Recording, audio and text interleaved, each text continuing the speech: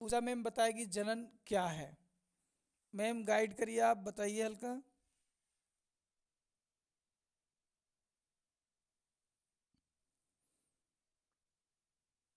Hello, क्या सुन पा रहे हैं आप?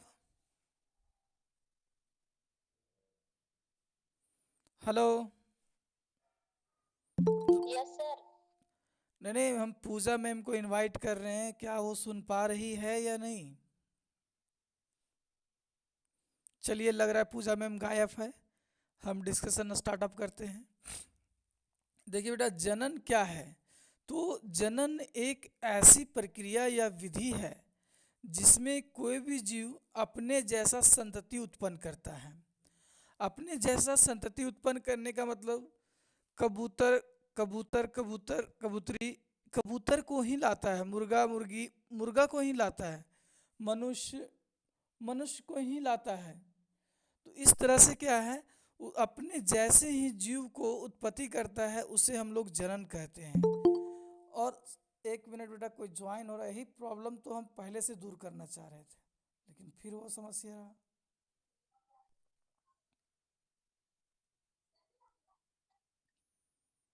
चलिए, come to the point. Okay. तो जनन किसे कहते हैं बेटा? कि जब कोई भी जीवधारी अपने जैसे जीव का उत्पत्ति करता है। जीव बोलिए या संतति बोलिए या फिर व्यष्टि बोलिए, बेटा तीनों एक ही मतलब निकलता है, तो उसे हम लोग जनन कहते हैं। अब जनन का डिफिनेशन होने के बाद आगे हमारे पास है कि जनन कितने प्रकार के होते हैं। तो आप लोग जैसे कि पहले से भी पता होगा, जनन दो प्रकार के होते हैं बेटा, लैंगिक जनन और अलैंगिक जनन। अब समझेंगे हम लोग आगे, लैंगिक जनन किसे कहते हैं, अलैंगिक जनन किसे कहते हैं। तो आगे है हमारे पास लैंगिक जनन। तो बेटा लैंगिक जनन किसे कहते हैं? आप लोग बहुत अच्छे से जानते हैं कि जनन की एक ऐसी विधि है जिसमें नर युग्मक और मादा युग्मक मिलकर के दोनों एक नए जीव का उत्पत्ति करता है, उसे लैंगिक जनन कहते हैं। जस्ट लाइक बेटा, कहने का मतलब ये है, नर किसको कहते हैं, मादा किसको कहते हैं। से कबूतर हो गया तो कबूतर को हम लोग नर कहेंगे, और कबूतरी हो गया तो उसको हम लोग मादा कहेंगे। तो क्या है कि जब कबूतर और कबूतरी एक दूसरे के साथ संलयन करती है, दैट मीन्स मिलती है, संलयन करती है, तो एक नए जीव आता है। तो नए जीव जो उत्पत्ति होता है उसी की तरह, तो उसी को हम लोग कहते हैं बेटा जनन। फिर से कोई डिस्टर्ब कर रहा है?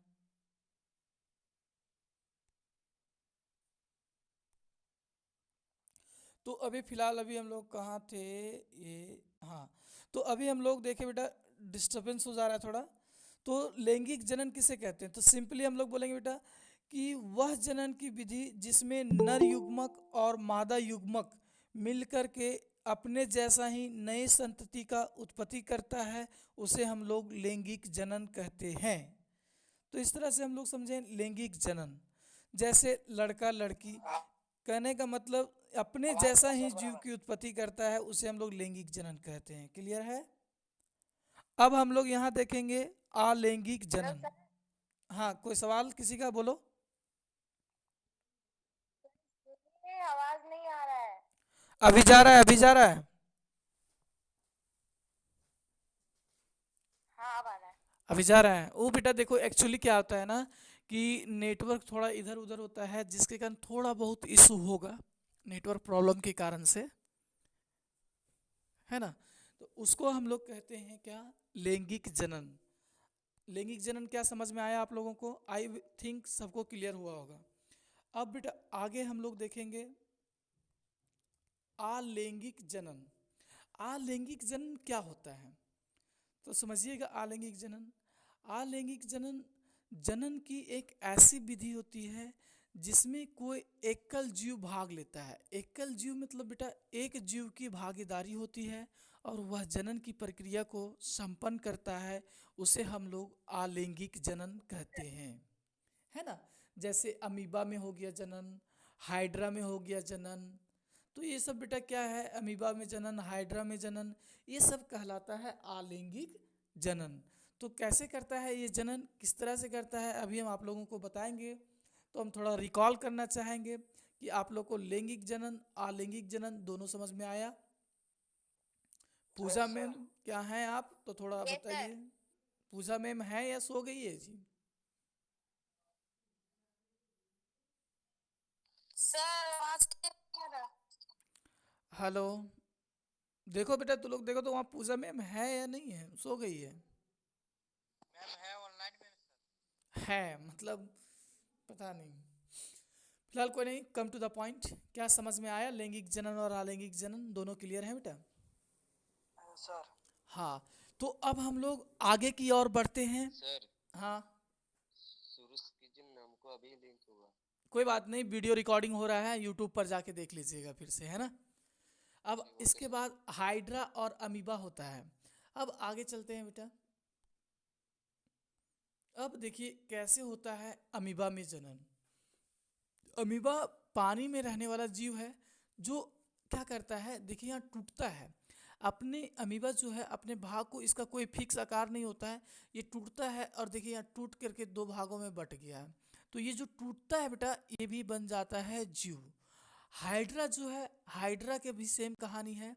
हाइड्रा देखिए, हाइड्रा में क्या होता है, जो देख रहे हैं थोड़ा सा किनारे में, ये आप देख रहे होंगे थोड़ा सा निकला हुआ होगा, फिर सेकंड नंबर में थोड़ा बढ़ा होगा और थर्ड नंबर में हाँ पूरा सर। निकल गया होगा। तो जो उसको कहते हैं बर्ड, मतलब मुकुल कहते हैं, मुकुल। और ये जो बढ़ जाता है उसको मुकुलन कहते हैं। तो इस तरह से क्या होता है बेटा, ये हाइड्रा में जनन होता है और अमीबा में जनन होता है। और हाइड्रा में जन्म जनन और अमीबा के जनन को हम लोग अलैंगिक जनन कहते हैं। तो यहाँ हम लोगों को समझ में आया जनन किसे कहते हैं, अलैंगिक जनन किसे कहते हैं, लैंगिक जनन किसे कहते हैं। अब बेटा नेक्स्ट हम लोग ध्यान देंगे, बहुत ही ज़बरदस्त टॉपिक है ये, जा कर के 9 नंबर चैप्टर में स्टार्ट ऑफ होगा ये टॉपिक। विभिन्नता, ये लिखा है बेटा भिन्नता, भिन्न भिन्ना लिखा है ना, ये लिखा है विभिन्नता का महत्व। विभिन्नता का महत्व क्या होता है, थोड़ा समझिएगा, ध्यान से सुनिएगा और दिमाग में डालने की कोशिश कीजिएगा। जनन तो समझ में आ गया, अलैंगिक जनन भी समझ में आ गया।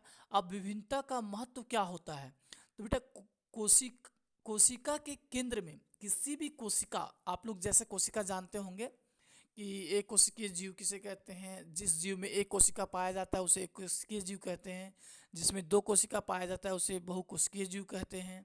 तो कोशिका के केंद्र में पाए जाने वाले गुणसूत्र के डीएनए आनुवांशिक गुण होते हैं। नहीं समझ में आया होगा क्या हम बोले, अब अपना भाषा में बोलते हैं, ध्यान से समझिएगा। कोई भी कोशिका होता है ना, उसके अंदर उसके केंद्रक में पाया जाता है डीएनए। और डीएनए क्या होता है, इसको अच्छा से आप लोग जानते होंगे, ड्राई न्यूक्लिक एसिड, मतलब ड्राई न्यूक्लिक अम्ल, अच्छे से इसका फुल फॉर्म जानते होंगे आप लोग। और ये क्या करता है डीएनए, इसमें गुण होता है और गुण ट्रांसफ़र करता है, मतलब एक जीव से दूसरे जीव में गुण जो है जाता है।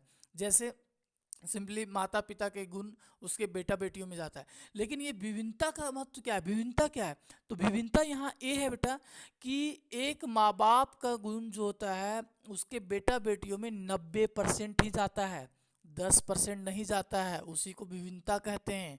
और वही 10% नहीं जाता है, इसीलिए जो होता है बेटा बेटी का शकल माँ बाप से थोड़ा अलग होता है।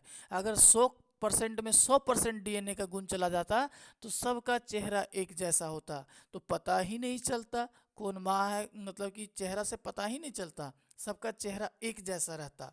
तो ये विभिन्नता का यही महत्व है कि डीएनए का जो प्रॉपर्टी होता है, डीएनए का गुण जो होता है, बेटा बेटियों में 10% नहीं मिलता है, बाकी 90% मिलता है। इसी को हम लोग कहते हैं विभिन्नता का महत्व। और इस टॉपिक को बेटा क्लास 10th में हम लोग चैप्टर नंबर 9 में बहुत डीप करके स्टडी करेंगे, ठीक ना। तो आई होप यहाँ तक आप लोग को समझ में आया होगा। फिर से रिकॉल कर दें एक बार, अभी अभी हम लोगों ने पढ़ा जनन किसे कहते हैं, लैंगिक जनन किसे कहते हैं, अलैंगिक जनन किसे कहते हैं, और विभिन्नता का क्या महत्व है।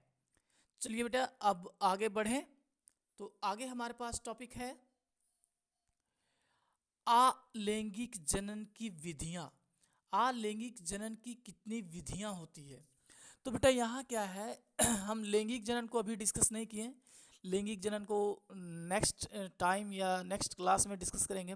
फिलहाल हम यहाँ अलैंगिक जनन की विधियों को डिस्कस करेंगे कि अलैंगिक जनन कितने प्रकार के होते हैं और इसकी विधियाँ कौन कौन सी है। तो अलैंगिक जनन की विधियाँ, पहला है विखंडन, दूसरा है खंडन, तीसरा है पुनरुद्भवन जिसको हम लोग पुनर्जनन भी कहते हैं और जानते हैं बेटा। अगला है मुकुलन और अगला है कायिक प्रबंधन और लास्ट में है बीजाणु समासंग। ये है बेटा अलैंगिक जनन की विधियाँ। आपसे सवाल कर दे कोई कि अलैंगिक जनन की कितनी विधियाँ हैं, तो यहाँ 6 विधियाँ क्लास 10 में डिस्कस की गई है। कौन कौन है बेटा, नाम बोलिए। तो नाम भी आपको एकदम बता देना है, विखंडन, खंडन, पुनरुद्भवन या पुनर्जनन, मुकुलन या कायिक प्रबंधन या बीजाणु समासंग। धड़ाधड़ जवाब देना है। अब बेटा यहाँ से आगे हम लोग क्या करेंगे, अलैंगिक जनन की विधियाँ जो है विखंडन, खंडन, ये सब को एक एक करके हम लोग स्टडी करेंगे। ठीक है, तो आप लोग सुन पा रहे हैं सब और समझ भी पा रहे होंगे। तो चलिए आगे बढ़ते हैं। सर। हाँ, तो बेटा आगे बढ़ते हैं अब हम लोग। तो अब हमारे पास यहाँ आता है पहला बेटा, ये है विखंडन। विखंडन किसको कहते हैं, विखंडन विधि क्या होती है, तो बेटा ध्यान से समझिएगा विखंडन किसे कहते हैं। एकदम इजी है विखंडन। इसमें क्या होता है कि एक कोशिकीय जीव में होता है विखंडन की प्रक्रिया, याद रखिएगा कि एक कोशिकीय जीव में होता है। तो जब एक कोशिकीय जीव, विखंडन किसे कहते हैं कि इसमें जीव 2 या 2 से अधिक भागों में बट जाता है, उसे विखंडन कहते हैं।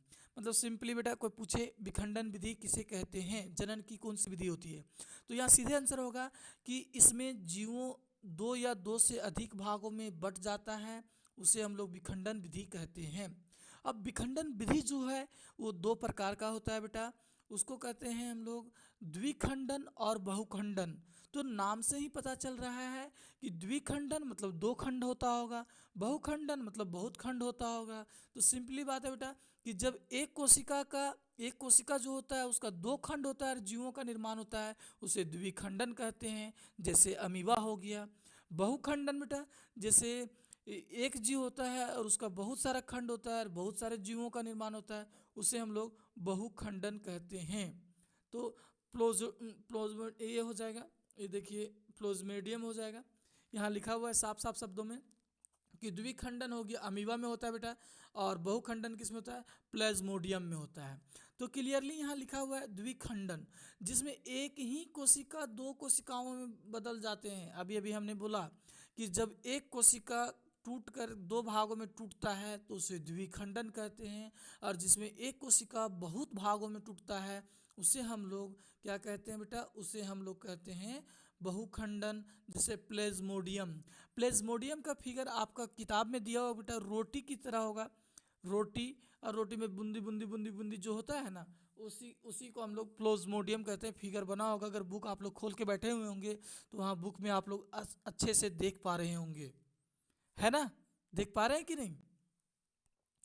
अब बेटा हम लोग यहाँ से आगे बढ़ते हैं, द्विखंडन और बहुखंडन का एग्जाम्पल याद रखेंगे कि सबसे पहले याद रखेंगे विखंडन प्रक्रिया जो जनन की है वो क्या है। तो विखंडन जो प्रक्रिया है जनन की वो है क्या, जिसमें कोशिकाएं टूटती है, एक कोशिकाएं टूटती है अनेक भागों में, उसे विखंडन कहते हैं। और जब कोई भी कोशिका 2 भागों में बंटती है और जीव का निर्माण करता है उसे द्विखंडन कहते हैं। हाँ अभी जा रहा है बेटा। जैसे अमीबा। बहुखंडन क्या है, अभी आया। हाँ थोड़ा थोड़ा डिस्टर्ब होगा कभी कभी, नेटवर्क प्रॉब्लम बोले ना, नेटवर्क इशू हो जाता है कभी। बहुखंडन किसे कहते हैं, तो खंडन मतलब कि वह प्रक्रिया जनन की जिसमें एक जीव बहुत सारे खंडों में बंट जाता है, उसे हम लोग बहुखंडन कहते हैं। जैसे प्लेज्मोडियम इसका उदाहरण है, याद रखिएगा। तो एग्जाम में आता भी है कि अमीबा जो जनन करता है वो कौन से विधि से करता है, तो तुरंत लिखेंगे अलैंगिक जनन की द्विखंडन विधि से। तो एग्जाम में पूछेंगे 1 नंबर के लिए।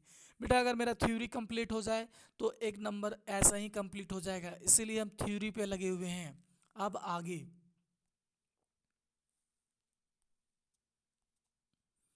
आगे हमारे पास आता है बेटा दूसरा प्रकार है, वो है खंडन। खंडन विधि क्या होती है, तो ध्यान से समझेंगे। प्रजनन बोले या जनन एक ही बात होता है। खंडन, इस विधि में क्या होता है कि सरल रचना वाले बहुकोशिकीय जीव, ध्यान रहे यहाँ आद रहे, यहाँ बहुकोशिकीय जीव बोल रहे हैं। अभी जब विखंडन बोल रहे थे तो बोल रहे थे एक कोशिकीय जीव, यहाँ बेटा बहुकोशिकीय जीव। बहुकोशिकीय जीव किसे कहते हैं? तो जिसमें बहुत सारे कोशिकाएं पाई जाती है उसे बहुकोशिकीय जीव कहते हैं, और जिसमें एक कोशिका पाई जाती है उसे एक कोशिकीय जीव कहते हैं। तो यहाँ बेटा बातें हो रही है बहुकोशिकीय जीव का। तो यहाँ बहुकोशिकीय जीव किसे कहते हैं? जिसमें बहुत सारी कोशिकाएं पाई जाती है। तो कैसा संरचना होना चाहिए उसका? सरल, सरल होना चाहिए। तो क्या बोले कि जनन की वह विधि जिसमें एक सरल संरचना वाले बहुकोशिकीय जीव विकसित हो करके छोटे छोटे टुकड़ों में खंडित हो जाती है उसे हम लोग कहते हैं खंडन। जनन की इस विधि को हम लोग खंडन विधि कहते हैं। एग्जाम्पल के लिए स्पाइरोगैरा, याद रखेंगे बेटा कि खंडन विधि से कौन सा जीव का जनन होता है? तो स्पाइरोगैरा, स्पाइरोगैरा याद रखिएगा, 1 नंबर का टिक लगाने के लिए आएगा, ध्यान रहे, स्पाइरोगैरा। अब बेटा आगे बढ़ते हैं हम लोग, आगे आज की क्लास आगे बढ़ते हैं। हाँ, एक क्वेश्चन, सरल संरचना मतलब क्या होता है? सरल संरचना का मतलब होता है बेटा सिंपल स्ट्रक्चर, जिसका होता है साधारण स्ट्रक्चर, जैसे हम लोग मनुष्य जैसा नहीं, साधारण बहुकोशिकीय जीव ही होता है, लेकिन संरचना उसका जो बनावट होता है ना, संरचना का मतलब होता है बनावट, तो उसका जो बनावट होता है ना वो साधारण बनावट का होता है बहुकोशिकीय जीव, समझे? ठीक है, कोई दिक्कत नहीं। अगर इस तरह का प्रॉब्लम आए तो आप सवाल कर सकते हैं। अब आगे बढ़ते हैं बेटा, आगे है अलैंगिक जनन की विधि में क्या है? मुकुलन। ये बेटा मुकुलन की विधि को चर्चा करेंगे थोड़ा हम लोग, पुनरुद्भवन। तो ये क्या है मुकुलन, समझिएगा ध्यान से। ये है बेटा एकदम सिंपल कि जब कोई भी जीव अपने कायिक भाग से टूट करके एक नए जीव बन जाता है, उस विधि को हम लोग कहते हैं, सॉरी हाँ पुनरुद्भवन कहते हैं, सॉरी मुकुलन बोल रहे हैं, पुनरुद्भवन पढ़ रहे हैं बेटा हम लोग, पुनरुद्भवन। तो पुनर्जनन किसे कहते हैं? ध्यान से समझिएगा कि कायिक भाग इसमें नहीं समझ पा रहे होंगे। जैसे अभी हम लोग मनुष्य हैं, हम लोग मनुष्य हैं तो हम लोग का हाथ जो हो गया ना वो कायिक भाग हो गया।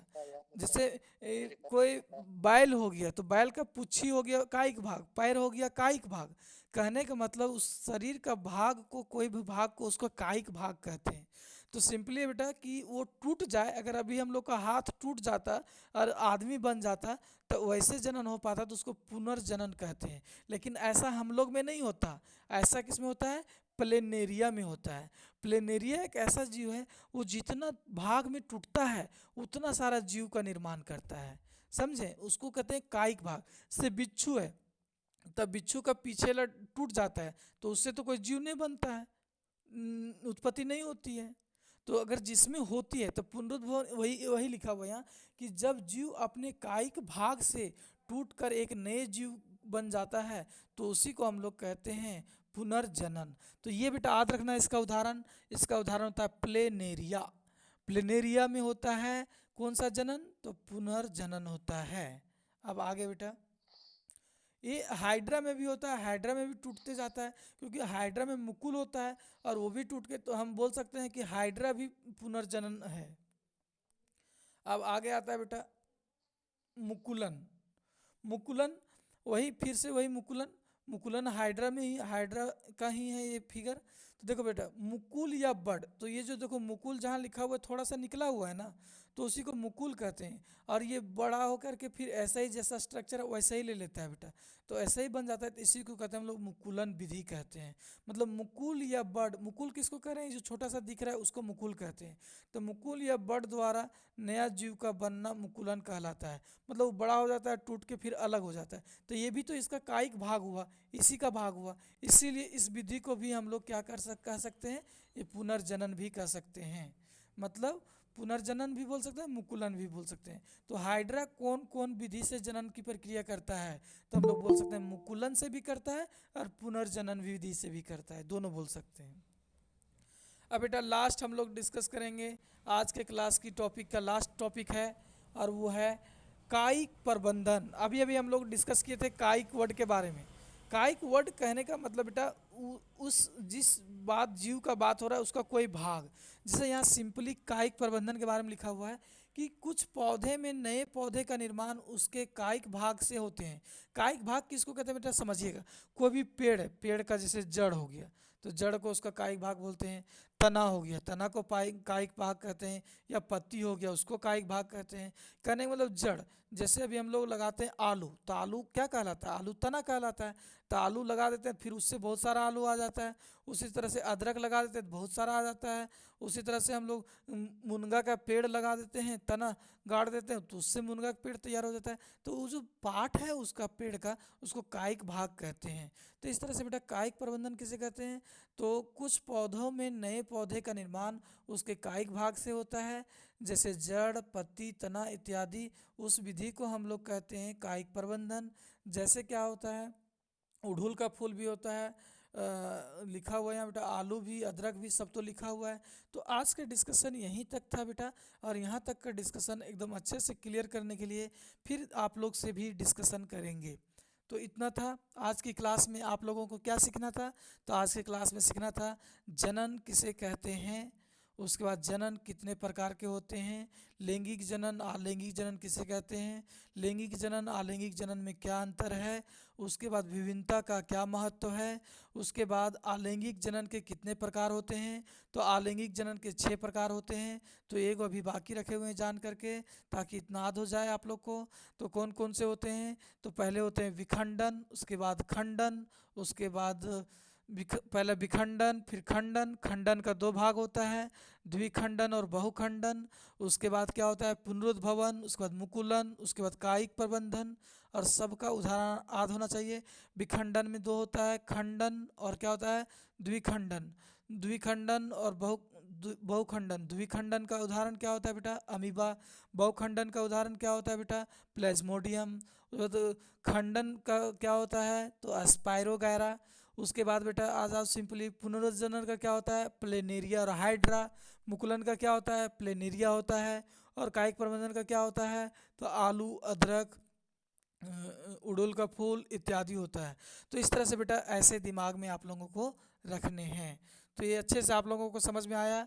अब हम लोग डिस्कस करेंगे, है ना।